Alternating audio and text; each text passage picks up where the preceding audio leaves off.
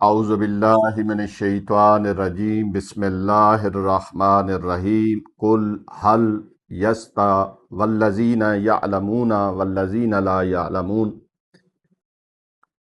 امام محمد باقر علیہ السلام نے جہاں پہ عزاداری کے حوالے سے وصیت کی، وہاں پہ مولا کی وصیت میں کچھ جملے ملتے ہیں۔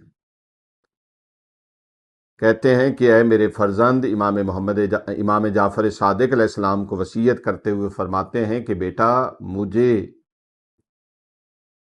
اس قمیض کا کفن دینا، اس قمیض کو میرے ساتھ دفن کرنا جس میں نماز پڑھا کرتا تھا، اور میری قبر کو 4 انگوش سے زیادہ بلند نہ کرنا۔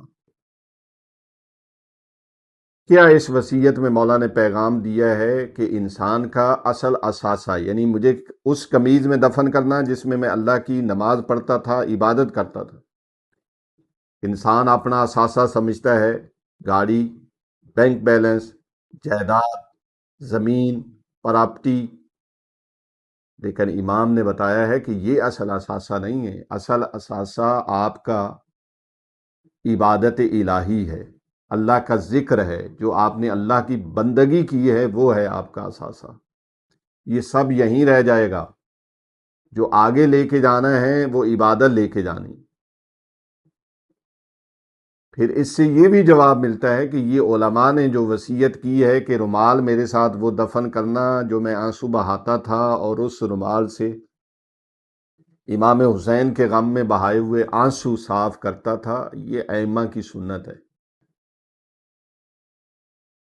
مولا بھی تو کہہ رہے ہیں نا کہ وہ قمیض میرے ساتھ دفن کرنا جس میں اللہ کا ذکر کیا کرتا تھا، اللہ کی عبادت کیا کرتا تھا، اور دوسرا 4 انگوش سے زیادہ میری قبر بلند نہ کرنا۔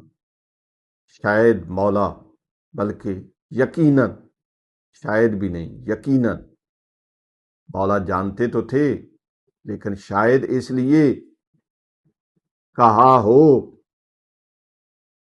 کہ مولا کے علم میں تو تھا کہ جنت البقیع میں مجھے وہاں دفن کیا جائے گا جہاں پہ میرا بابا دفن ہے، جہاں پہ میرا دادا امام حسن دفن ہے، اور ہماری قبروں پہ نشان مٹائے جائیں گے، تو میں پہلے سے مومنین کو بتا دوں کہ میری اگر قبر 4 انگوش سے بلند نہ ہو تو اپنے دل پہ زیادہ غم نہیں لینا۔